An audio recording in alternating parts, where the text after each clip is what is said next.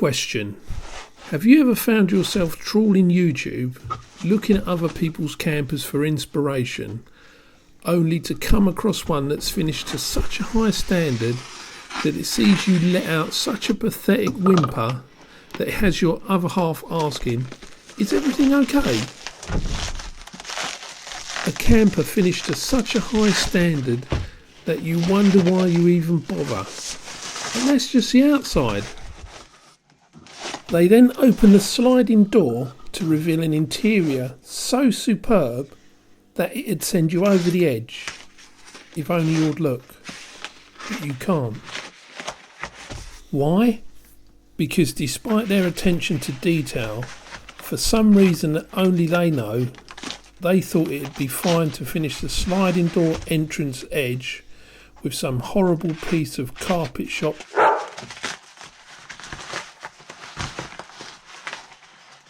But to be fair, if you're on the market for a purpose-made sliding door trim, especially for a T25, then you ain't got a lot to choose from.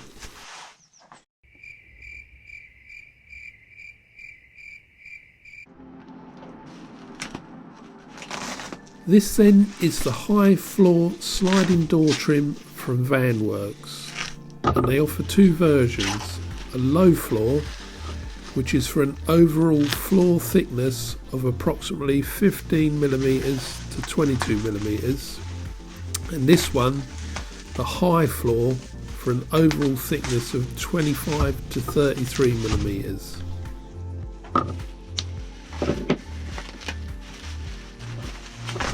I paid £40 plus £8 P&P, and as you can see it came well wrapped, although some of the couriers I've had deliveries from have successfully damaged the contents of several well wrapped deliveries I've had lately.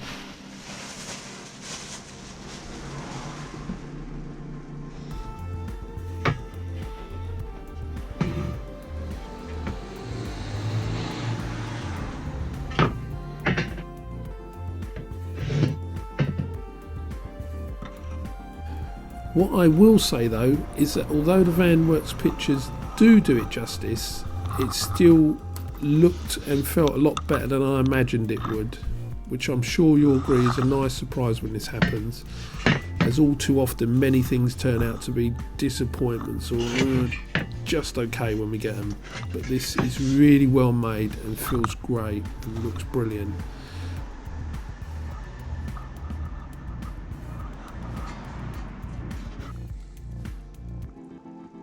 Now, as the Vanwurks blurb makes clear, you may or may not, depending on your floor, need to cut back your floor to the inside line of the B and C pillars, which the rest of the post will show me doing.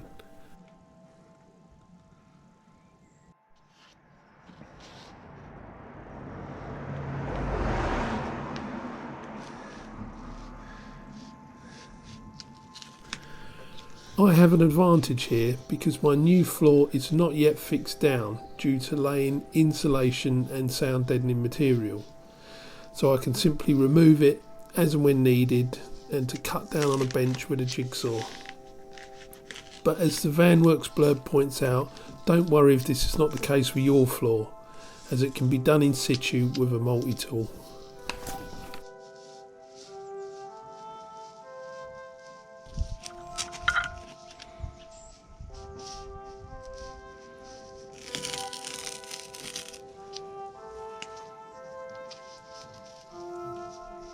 Fresh blades make easy work of the insulation here.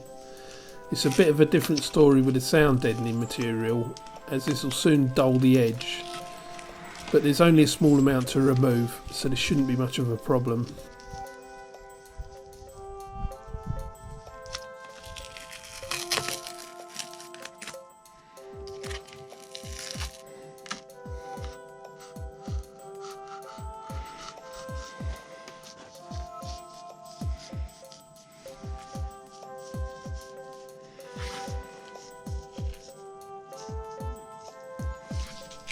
Obviously, if you know you're going to be buying one of these trims, then you need only take the sound deadening or insulation to the inside line of the B and C pillar to avoid this cutting back that I'm doing.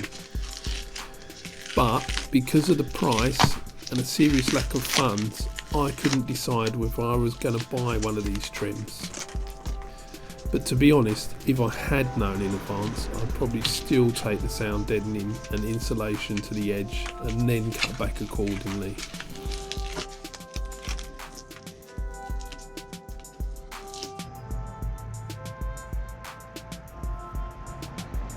With it all marked up, I'm now ready to cut back my plywood floor.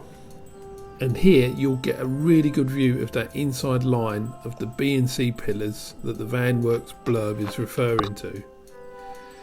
Now I did quite a few checks that I was pretty much spot on by sort of roughly placing the trim in place, just to double, even triple check. Actually, there's a very generous lip of about 20mm on the trim, but thankfully I didn't need it, but it's nice to know it's there.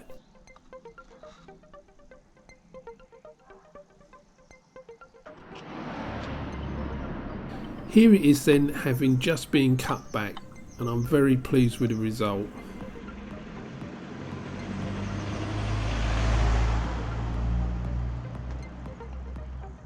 And just another reminder, if you can't remove your floor for cutting as I have, then if you don't own a multi-tool, become friends with someone who does and cadge it off them for an hour and cut it in situ.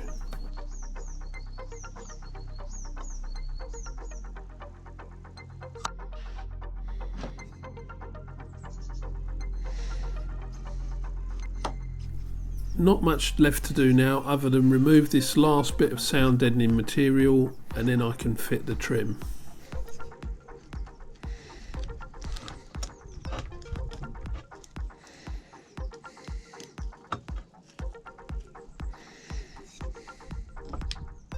But before we get there, I'll just go over some of my personal pros and cons of the trim.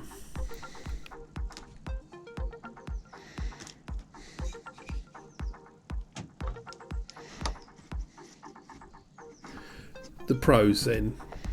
Number one, there's nothing quite like it out there to finish off your floor.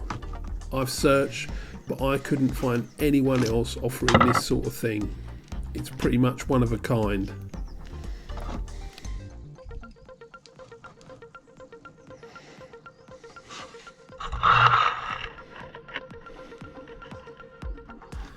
Number two, it's a quality brushed stainless steel piece that's very well made and looks the business. Big thumbs up to whoever actually produces these, they're brilliant.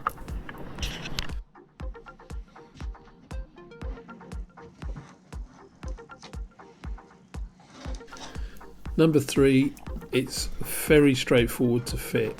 You just need to cut back the floor as we've been doing here, and then fix in place with 3 self-tapping screws.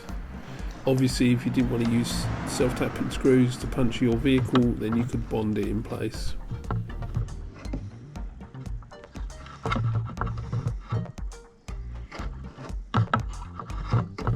And finally, number 4, that generous lip if you do slightly cut back too much.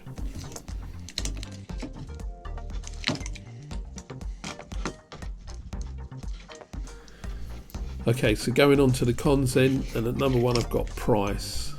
This was a relatively expensive purchase for me in the grand scheme of things, and despite its excellent build and one-off design, does it really justify costing almost 50 quid with postage and packing?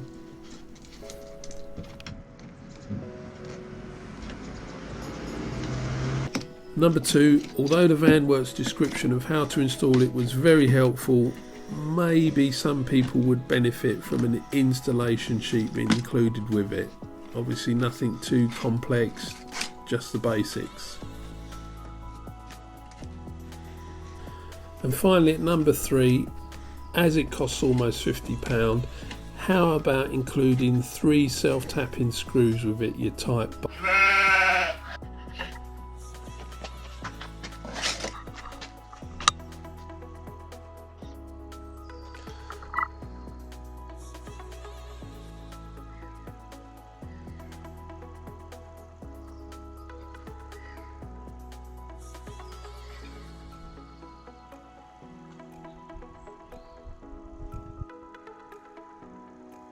Go on, be honest.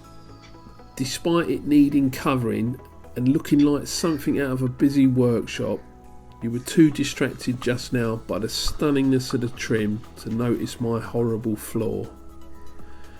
So imagine how well this will complement a good flaw. So perhaps now you'll understand that despite not being able to afford it, why I had to rob Peter to pay Paul and get one of these trims.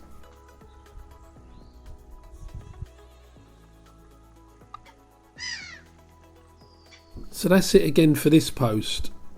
I won't be fixing the trim in place just yet, as I still have to sort out my floor covering, which will probably be my next post.